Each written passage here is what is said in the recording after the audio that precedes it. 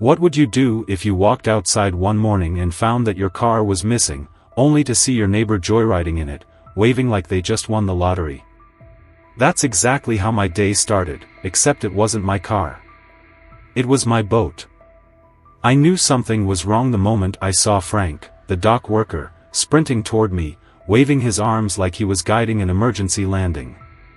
His face was flushed, his eyes wide, and before I could even ask what happened, he shouted, loud enough to turn heads, "Your boat. It's gone." For a split second, my brain refused to process the words. Gone? My boat? No. That wasn't possible. I had tied it up myself, double-knotted, like always. It wasn't some flimsy rental. It was Sea Breeze, my pride and joy, the boat I had spent years maintaining, tuning, perfecting. Boats don't just go missing. And then the real horror hit me. This wasn't just any theft. This was her. I whipped around, scanning the water, my stomach dropping as I spotted a familiar blonde menace gripping the wheel of my boat like she owned it. Karen. She was lounging behind the controls, a ridiculous sun hat perched on her head, oversized sunglasses shielding her face, one hand lazily resting on the wheel while the other held her phone at the perfect selfie angle. Music blared from the speakers, some upbeat, obnoxious yacht party playlist, while she waved at confused boaters like she was the queen of the marina. I stood there, frozen in absolute disbelief. Karen. Of all people. She hadn't just stolen my boat, she was acting like it was hers. Frank was still babbling beside me, something about how she had claimed she was just taking it for a quick ride, but I barely heard him over the blood pounding in my ears.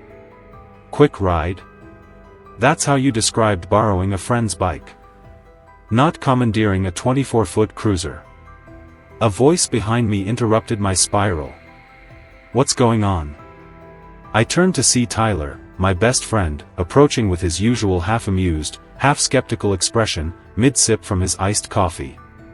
He followed my gaze, did a double take, then let out a low whistle. "No way," he said. "Is that?" "Oh, it's her," I gritted out through clenched teeth. Karen had been a thorn in my side for months. A walking, talking tornado of entitlement. She lived a few houses down and had made it very clear that she believed boats should be shared among the community. Her reasoning? Not everyone can afford one, and that's just unfair. I should have known. I should have known this would happen. The last time I saw her, she had been standing at the marina, sighing loudly about how much she wished she had a boat, how unfair it was that certain people just got to hoard luxury items. I had laughed it off at the time. I had no idea she was actually planning to steal it. Tyler let out a low chuckle beside me. "Buddy, you're either gonna need a lawyer or the Coast Guard." I was already pulling out my phone. I barely heard Tyler's comment as I fumbled with my phone, already dialing the Coast Guard. There was no point in calling the marina office, they barely enforced parking rules, let alone boat theft. My hands were shaking, not with fear, but with sheer rage. Karen wasn't just some clueless teenager joyriding in a borrowed car. This was a boat, a 24-foot vessel that required actual knowledge to operate. And Karen? Karen wasn't exactly the responsible type. As the call connected, I glanced back at the water. My stomach twisted. She was tilting wildly, oversteering in the worst way possible. Other boaters were shouting at her, waving their arms, trying to warn her that she was coming way too close to their vessels. She either didn't hear them or, more likely, didn't care. A fisherman in a small skiff barely had time to react before Karen veered dangerously close, forcing him to dive overboard to avoid getting rammed. His fishing gear went flying, bobbing in the water as his empty boat rocked violently in the wake of Karen's disaster tour. I clenched my jaw so hard it hurt. The Coast Guard dispatcher's voice crackled through the phone. "Coast Guard, what's your emergency?" "Yes, hi, ***, my boat has been stolen, ***. That got their attention. Stolen? Do you have a description? Oh yeah, I said, voice tight with frustration. It's a 24-foot cruiser named Sea Breeze, currently being piloted by a lunatic in a sun hat who has no idea what she's doing. Tyler choked on his coffee. Dude, did you just call her a lunatic to the Coast Guard? I ignored him. The dispatcher paused, then asked in a perfectly neutral tone, do you know the individual operating your vessel? Unfortunately, yes. I could hear keys clacking on the other end as they pulled up information. We're dispatching a patrol boat now. Is the suspect armed? I watched Karen attempt some kind of ridiculous twirl with the boat, laughing as she nearly clipped a dock ladder. A group of sailors on a nearby yacht were screaming at her in pure panic. Only with stupidity, I muttered. Tyler was now fully recording, holding up his phone with the steady focus of someone filming a documentary. This is gold, he murmured. We are going to be so famous. I wasn't thinking about fame. I was thinking about my boat, my damaged, possibly wrecked boat, because Karen clearly had no intention of stopping. As I waited for the Coast Guard to arrive, I noticed Frank, the dock worker, still standing beside me, looking paler than before. She told me you knew, he mumbled. Said you let her take it out for a ride. I turned to him slowly.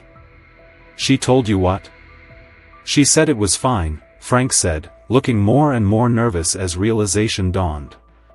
Said you always let her use it, but she forgot to text you first. I let out a sharp laugh, one with zero humor in it. So, you didn't actually see me give her permission? Frank shook his head quickly. No, of course not. But she was so confident. And she said she was just taking it for a few minutes.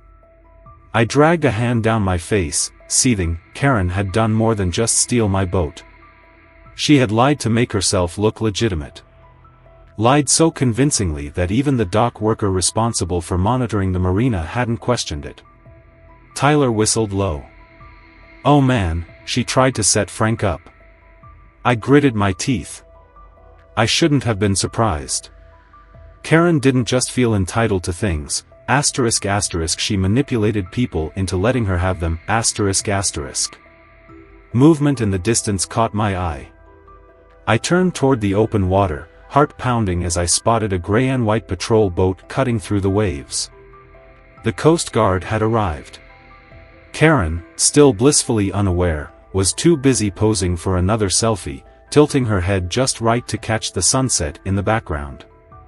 I could only imagine the caption, *living my best life. #YachtLife*. The Coast Guard blared their horn. Karen barely flinched. I could see an officer standing at the bow, lifting a bullhorn to his mouth. His voice rang across the water. You are operating a vessel in violation of maritime law. Power down immediately and prepare for boarding. Karen tilted her head like they had just told her her lunch order was ready. Then, as if they had personally offended her, she grabbed the radio mic on the boat's dashboard, my boat's radio, and pressed the button. Oh my God, calm down, she snapped into the receiver, broadcasting her voice loud and clear across the entire marina. I'm just borrowing it. Geez, it's just a boat. Chill. Tyler Wees laughed so hard he nearly dropped his phone. I can't believe this is happening, I muttered, watching the officers exchange looks with visible disbelief. Then, to my absolute horror, Karen gunned the engine. Oh, you absolute idiot, I shouted, watching Sea Breeze lurch forward. Karen laughed like this was some kind of game. But karma? Karma was already coming for her. The instant Karen slammed the throttle forward, I felt my heart drop. Sea Breeze wasn't some tiny rental boat you could whip around for fun, it was a powerful cruiser, and Karen had zero idea what she was doing. The engine roared, and the boat lurched forward so violently that Karen nearly lost her footing. For a split second, there was silence. Then, chaos erupted. She veered wildly to the right, sending a massive wake crashing against the dock. A paddleboarder, who had been gliding peacefully across the water, let out a startled yelp as they tumbled straight into the bay. A group of sailors on a nearby yacht scrambled to secure their lines as the waves rocked their boat. Karen, of course, was too busy laughing to notice any of it. "Oh my God, this thing's got some power," she shrieked, gripping the wheel with one hand while holding up her phone with the other. The Coast Guard's bullhorn blared again. "Power down your vessel immediately. This is your final warning." Karen rolled her eyes and flipped her hair like they were being unreasonable. Then, she did the worst thing possible. She turned the wheel sharply left while still accelerating. The boat tilted at a terrifying angle. A cooler went flying overboard. The wake churned violently behind her. Holy! I took off running down the dock, my pulse hammering. If she didn't stop soon, she was going to crash into something, or worse, someone. Tyler, still filming, let out a low whistle. "We're gonna be on the news, dude." A split second later, the inevitable happened. With a stomach-turning crunch, Sea Breeze slammed into a buoy. The impact was brutal. Karen, who had been mid-selfie, was thrown forward so hard she nearly face-planted onto the controls.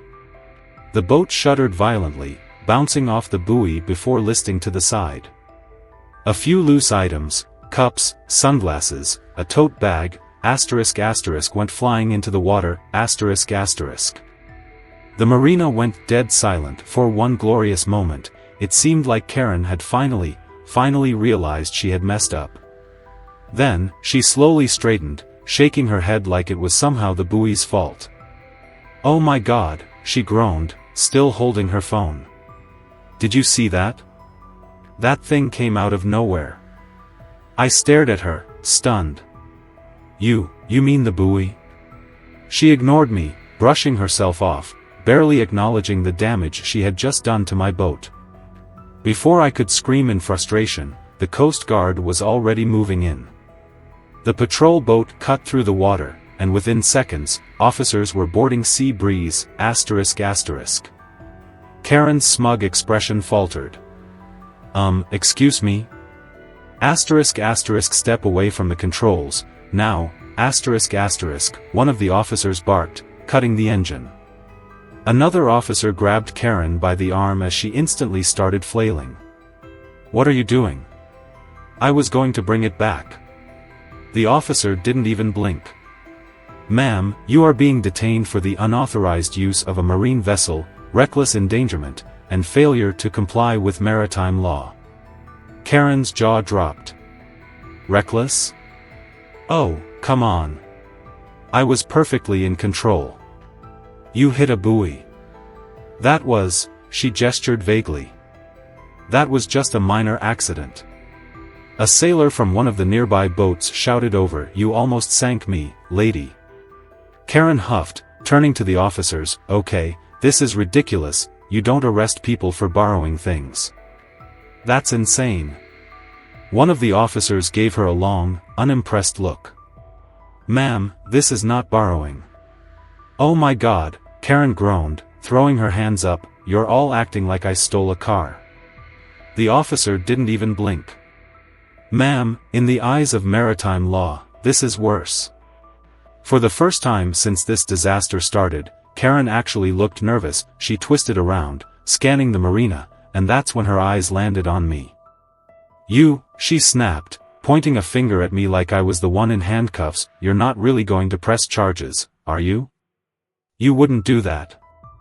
I crossed my arms. "You stole my boat." She scoffed. "Oh my God, I borrowed it, and I was going to bring it back in, 10 minutes. I stared at the hole in my boat's hull, the fisherman still climbing back into his skiff, the Coast Guard officers physically restraining her as she flailed. "Oh yeah," I said flatly. "You were totally bringing it back." Karen rolled her eyes, still acting like she was the victim. "It's just a boat ride, you're being so dramatic." "And that?" That was the final straw. I turned to the officer. "Throw the book at her." Karen's mouth fell open. "What?" Tyler let out a wheeze of laughter. Oh my God, this is going to be so good.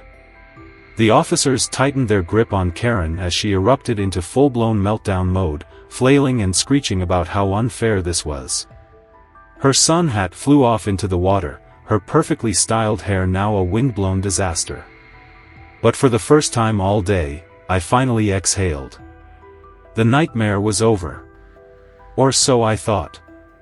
Because when Karen turned back to look at me, her eyes flashing with rage, I knew, this wasn't the last I'd be hearing from her, The moment the Coast Guard hauled Karen off my boat, a small crowd had already gathered along the dock. Word had spread fast, boaters, marina workers, and even random tourists had come to witness whatever chaos had just unfolded. Some people were whispering, others were openly laughing, and a few were already scrolling through their phones, probably watching the viral video that Tyler had been filming this entire time. Karen, of course, was still fighting reality like a cat being dragged into a bathtub. "This is ridiculous," she screeched, struggling against the officer holding her wrists. "You can't just arrest people for borrowing things." The Coast Guard officer, a broad-shouldered man with mirrored sunglasses, didn't even blink. "Ma'am, you are being detained for unauthorized use of a marine vessel, reckless endangerment, and failure to comply with maritime law." Karen let out a dramatic gasp, like she had just been accused of high treason, reckless endangerment. "Oh, please. I've driven jet skis before, this is no different, The officer raised an eyebrow. "You nearly capsized a fishing boat, collided with a buoy, and sped through a no-wake zone." Karen scoffed, rolling her eyes. "That's all just technicalities, no one got hurt." Before I could explode at her complete lack of remorse, I heard a familiar voice sigh behind me. "Karen." I turned to see Greg, Karen's exhausted husband, walking up to the dock, rubbing his temples like a man who had just aged 10 years in an hour. His expression was pure resignation, as if he already knew exactly what had happened before even asking. "What did you do?" he muttered, his voice carrying the weight of 1,000 previous headaches. "Oh, don't Karen me," she snapped, yanking at the cuffs. "They're overreacting. I just took his boat for a little while, it's not like I stole a car." Greg turned to me, his expression somewhere between embarrassed and completely done with life. "I am so sorry," he muttered. I don't even know what to say." I crossed my arms, still too angry to care about his apology. "Not much to say, man. Your wife stole my boat." Greg sighed. "Yeah, I figured." Tyler, still filming, leaned over and whispered. He didn't even look surprised. I nodded. Probably not his first time dealing with this. Greg rubbed his face like he was considering just walking into the ocean and never coming back. Then, after a long pause, he looked at me again and muttered, "Listen, can we handle this another way?" I narrowed my eyes. "What?" He took a step closer, lowering his voice. "I'll cover the damages. Whatever it costs to fix the boat, I'll pay it, plus," he hesitated, then sighed. **5,000 extra, just, don't press charges." I blinked. For a second, I thought I had misheard him. Greg wasn't apologizing on Karen's behalf. He wasn't even trying to explain. He was trying to pay me off. Before I could even process it, Karen, who had apparently overheard, erupted. "Are you serious?" she shrieked, her face twisting with outrage. "You're ruining my life over this. You are such a baby." Tyler let out a wheeze of laughter. "Oh, this is gold." I clenched my jaw. "Karen. You put people in danger, you damaged my boat. You don't just get to buy your way out of this." "Oh my God," she groaned, throwing her head back like I was being completely unreasonable. "This is insane, you're acting like I ran over a puppy." Greg, to his credit, didn't defend her. He just rubbed his face again, looking like a man trying to figure out if he had any legal options for changing his name and moving to another state. Then, before Karen could scream anything else, Tyler held up his phone with a grin. "Oh, by the way, Karen? This video of you screaming about a borrow, yeah, it's gone viral." Karen's face drained of color. What? Tyler wiggled his eyebrows. 15 million views so far. Internet loves you, Karen. Karen lunged forward like she could somehow reach his phone, only to be yanked back by the Coast Guard officer. ***, take that down, ***, she shrieked. "That's illegal." Tyler raised an eyebrow. No, it's not. You were in public, and I filmed an actual crime happening. That's fair game." Karen turned to Greg, her eyes wild with desperation. "Todd, ***, do something, ***. Greg, for the first time all day, hesitated. He glanced between me, the officers, and Tyler's phone. Then, after a long, slow sigh, he shrugged. "You did this to yourself, Karen." Karen let out an inhuman noise, somewhere between a shriek and a groan. The Coast Guard officer, clearly done with this entire ordeal, motioned for his team to move. "All right, let's get moving. We'll be in touch regarding your boat repairs, sir."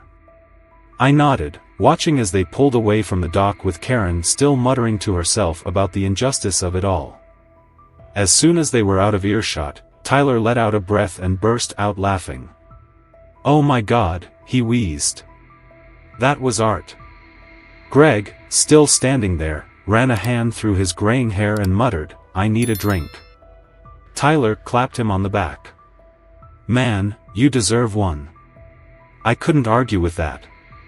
But as I turned back toward my damaged boat, my notifications exploding with messages and video shares, I realized, ***, this wasn't over for Karen, ***.